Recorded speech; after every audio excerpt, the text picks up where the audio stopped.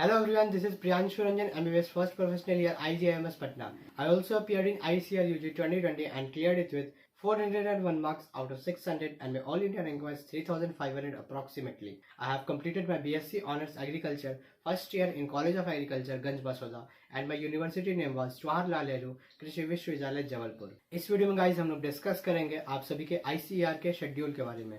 आप सभी का जो काउंसलिंग का शेड्यूल है उसके बारे में थोड़ा बहुत हम लोग डिस्कस कर लेंगे और पिछले साल से कुछ जो चेंजेस हुए हैं ICAR के काउंसलिंग में उनके बारे में भी थोड़ा बहुत डिस्कशन कर लेंगे। तो अगर आप चैनल पे नए हैं तो चैनल को सब्सक्राइब कर लीजिए, लाइक का बटन को प्रेस करना मत भूलिएगा। आपकी कोई भी क्वेरी होगी उसको कमेंट सेक्शन में डालना भी मत भूलिएगा और हाँ, साथ ही में इस वीडियो को अपने दोस्तों तक भी शेयर करना मत भूलिएगा ताकि उनको भी ICAR के काउंसलिंग में फायदा मिल सके। तो बिना देरी के वीडियो को स्टार्ट कर लेते हैं। जैसे कि आप अपने स्क्रीन पर देख सकते हैं, Important information at a glance. Indian Council of Agricultural Research, कृषि अनुसंधान भवन 2, Pusa new Delhi, pin code है उसके बाद। This counseling brochure should not be treated as a legal document. ऐसा क्यों लिखा गया है? क्योंकि यहाँ पर जो डेट्स है वो कभी भी ICAR जो है चेंज कर सकता है, तो इसीलिए ऐसा जानबूझ करके लिख दिया जाता है कि कोई भी कॉन्फ्लिक्ट में लोग ना फंसे।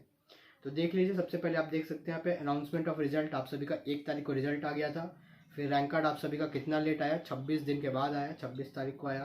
फिर काउंसलिंग लेटर कुछ नहीं है आपका, यही आपका जो ICAR का जो रैंक कार्ड है उसमें आप सभी का देखिए रिजल्ट में लिखा होगा eligible for counselling and choice filling, ऐसा करके कुछ रैंक कार्ड में लिखा रहता है। तो वही आप सभी का काउंसलिंग लेटर भी है। मीन्स अलग से आपको काउंसलिंग के लिए कोई लेटर नहीं मिलेगा कि आप काउंसलिंग में पार्टिसिपेट कीजिए। इसके बाद आप देख सकते हैं start of candidate registration, display of seat matrix and choice filling. तो आप यहाँ पर देख सकते हैं कि 9 तारीख से जो है वो स्टार्ट हो गया था आपका, मीन्स कल का जो दिन था वहां से स्टार्ट हो गया था।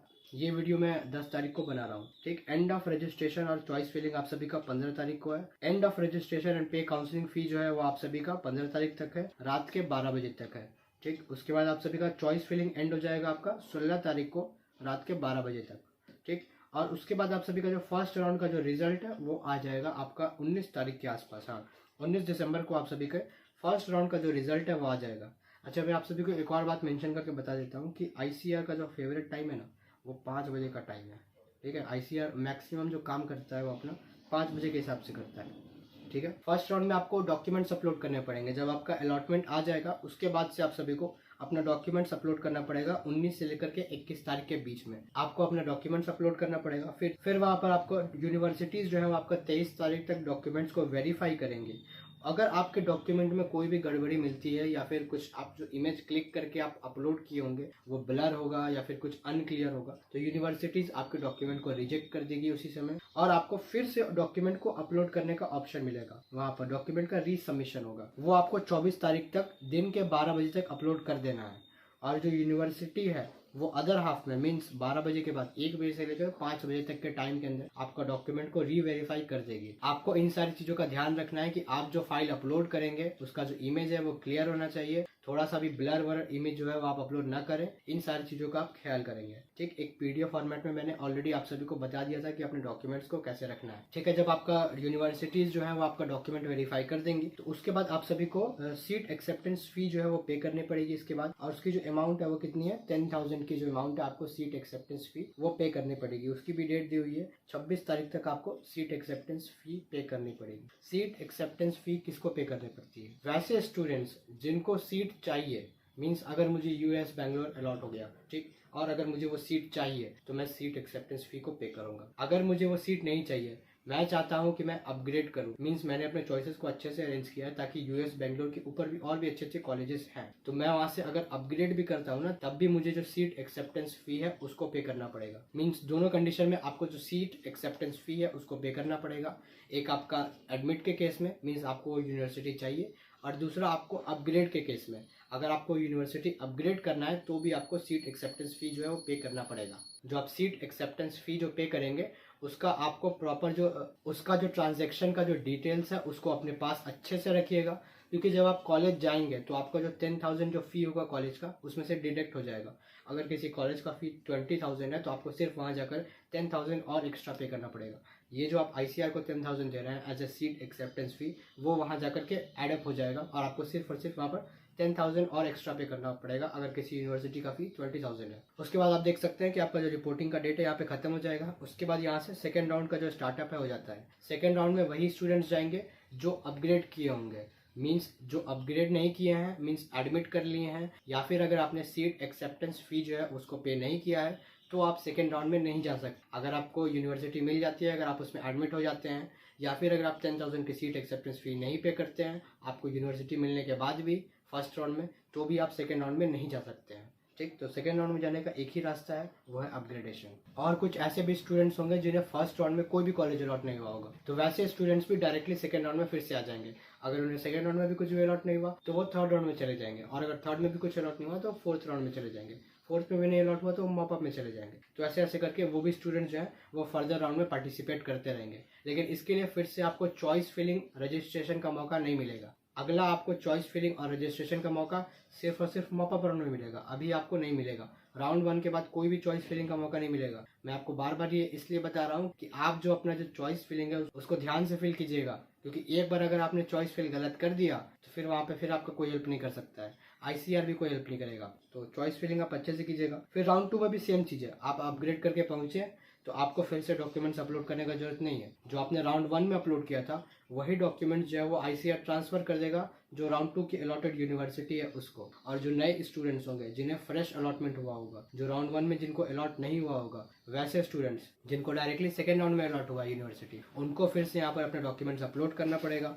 डॉक्यूमेंट्स अपलोड करने के बाद उनको यहाँ पर अपना वही वेरिफिकेशन कराना होगा। यूनिवर्सिटी अगर वेरीफाई कर लेती है सारे डॉक्यूमेंट्स ओके हैं तो डॉक्यूमेंट्स को रीसबमिट करने का जरूरत नहीं है। फिर उसके बाद उनको जो है वो 10,000 का फी जो है पे करना पड़ेगा। फ्रेश अलॉटमेंट वालों को 10,000 का जो सीट एक्सेप्टेंस फी है उसको पे करना पड़ेगा, और सेकेंड राउंड के बाद वो अपग्रेड या फिर उस यूनिवर्सिटी में एडमिट भी हो सकते हैं। जो स्टूडेंट्स फर्स्ट राउंड से सेकेंड राउंड में आए हैं अपग्रेड करके, उन्हें दोबारा से 10,000 का फी नहीं पे करना है। जिन्हें सेकेंड राउंड में फ्रेश अलॉटमेंट हुआ उन्हें ही सिर्फ 10,000 का सीट एक्सेप्टेंस फी जो है वो पे करना है। अगर वो कॉलेज में पार्टिसिपेट करना चाहते हैं तो, मीन्स कॉलेज में एडमिट होना चाहते हैं तो, या फिर थर्ड या फोर्थ राउंड में पार्टिसिपेट करना चाहते हैं तो। और अगर आप सेकेंड राउंड से फिर से अपग्रेड करते हैं, सेकंड राउंड फिर अपग्रेड करेंगे तो फिर आप थर्ड राउंड में पहुंचेंगे। थर्ड राउंड में भी आपको कुछ नहीं करना है। जिन्हें पहले ही अलॉट हो गया था उनका जो डॉक्यूमेंट्स है फिर से वो नई यूनिवर्सिटी में ट्रांसफर हो जाएगा। फिर जो सीट एक्सेप्टेंस फी है 10,000 की वो भी ट्रांसफर हो जाएगी। जिनको फ्रेश अलॉटमेंट होगा थर्ड राउंड में उन्हें फिर से अपना जो डॉक्यूमेंट्स है उसको अपलोड करना है। फिर यूनिवर्सिटी उन डॉक्यूमेंट्स को वेरीफाई करेगी। फिर उन डॉक्यूमेंट्स का जो रीसबमिशन होगा, अगर आपका कोई डॉक्यूमेंट्स ब्लर है तो वो भी होगा। फिर थर्ड राउंड के फ्रेश अलॉटमेंट वालों को जो 10,000 का जो सीट एक्सेप्टेंस फी है उसको पे करना पड़ेगा।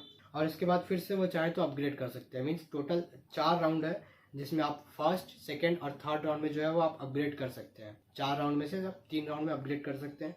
जो भी आपको यूनिवर्सिटी फोर्थ राउंड में अलॉट होगी वो आपकी फाइनल यूनिवर्सिटी होगी, उसमें आप कोई भी चेंज नहीं कर सकते हैं, वहीं पर आपको पढ़ना पड़ेगा। फोर्थ राउंड का भी अगर हम शेड्यूल देखना चाहें तो आप देख सकते हैं। फोर्थ राउंड का जो शेड्यूल है वो आपको 27/1/2023 को कंप्लीट हो रहा है। मीन्स जनवरी लास्ट तक जो आपका जो फोर्थ राउंड है वो कंप्लीट हो जाएगा। उसके बाद आप सभी का जो मॉप अप राउंड है वो स्टार्ट होगा। तो मॉप अप में वो सारे स्टूडेंट्स एलिजिबल नहीं होंगे जिनका मार्क्स 0 या नेगेटिव में होगा, या फिर जिन्होंने 10,000 का जो सीट एक्सेप्टेंस फी है वो ICR को पे कर दिया है। वो सारे स्टूडेंट्स एलिजिबल नहीं होंगे मॉपअप के लिए। मॉपअप में वही स्टूडेंट्स एलिजिबल होंगे जिन्होंने अपना जो सीट एक्सेप्टेंस फी है ICR को 10,000 का वो पे नहीं किया है। और जैसा कि मैंने आप सभी को बताया कि फोर्थ राउंड के बाद कोई अपग्रेडेशन नहीं है, तो मॉपअप राउंड का भी आप शेड्यूल ऐसे देख सकते हैं। आपको ICR के काउंसलिंग के ब्रोशर में भी देखने मिल जाएगा। तो आप देख सकते हैं कि भाई काउंसलिंग स्टार्ट हो गया, आपको सीट मैट्रिक्स का डिस्प्ले है वो हो जाएगा आपको। फिर आपको रजिस्ट्रेशन और काउंसलिंग फी पे करना है, सेम जैसे मैंने अभी दिखाया। उसके बाद आप सभी को चॉइस फिलिंग करना है। उसके बाद आप सभी का जो सीट अलॉटमेंट का रिजल्ट है वो भी आ जाएगा। उसके बाद आप सभी का जो पूरा जो काउंसलिंग का जो प्रोसेस है वैसे ही करना है। और वो जो काउंसलिंग का प्रोसेस है वो कंप्लीट हो रहा है, आपका 9 तारीख को कंप्लीट हो जाएगा। 9 फरवरी को आपका जो काउंसलिंग का जो पूरा प्रोसेस है वो कंप्लीट हो जाएगा। और इसके बाद आप सभी का जो मोस्ट ऑफ द कॉलेजेस है वो स्टार्ट हो भी जाएंगे। हालांकि कुछ कॉलेजेस जो है वो अभी भी स्टार्टेड हैं, मीन्स वहाँ पे जो पढ़ाई है वो चल रही है। जैसे कि आचार्य NG रंगा जो गुंटूर की यूनिवर्सिटी है वो वहाँ पे पढ़ाई जो है चल रही है। और BHU में भी अभी जो पढ़ाई है वो चल रही है। मीन्स काउंसलिंग अभी ICR का नहीं हुआ है स्टार्ट, तब भी जो है वहाँ पर जो BSc ऑनर्स एग्रीकल्चर का जो कोर्स है वो स्टार्ट हो गया है। और काफ़ी स्टूडेंट्स का ये भी डाउट होता है कि क्लासेस कब से स्टार्ट होंगी। तो मैं आपको ये बता देता हूँ कि क्लासेस जो है वो मोस्टली सेकंड, थर्ड या फोर्थ राउंड के बाद स्टार्ट हो सकती है। ऐसा कुछ नहीं है कि जब ICR का काउंसलिंग पूरा कंप्लीट होगा तो ही आपकी जो क्लासेस है वो स्टार्ट होंगी। आपका जो क्लासेस है वो यूनिवर्सिटी पे डिपेंड करता है। क्लासेस स्टार्ट करना या रोकना ये ICR के अंदर में नहीं है। ICR ये सारी चीज़ें डिसाइड नहीं करती है कि उसे क्लासेस को स्टार्ट करना है या नहीं करना है, तो इसमें ICR का कोई रोल नहीं है। आपकी यूनिवर्सिटी पे डिपेंड करता है कि वो कब से क्लासेस स्टार्ट करना चाहती है। तो क्लासेस कब से स्टार्ट होंगी इसके लिए अभी से सोच के कोई फायदा नहीं है। अभी आप सिर्फ और सिर्फ अपने ICR के काउंसलिंग पे कंसंट्रेट कीजिए, अपने चॉइस चॉइस फिलिंग पे कंसंट्रेट कीजिए, अपने जो प्रेफरेंस है उसको अच्छे से अरेंज कीजिए। मैं ICAR चॉइस प्रेफरेंस के रिगार्डिंग एक अच्छी सी जो वीडियो है वो लेकर के आऊंगा, आपको उसके लिए चिंता नहीं करना है, आपको बस थोड़ा वेट करना है, क्योंकि मुझे भी शॉर्टलिस्ट करना होता है ना काफी सारी यूनिवर्सिटीज को, तो मैं प्रॉपर एनालिसिस करके एक जो चॉइस फिलिंग है आप सभी के सामने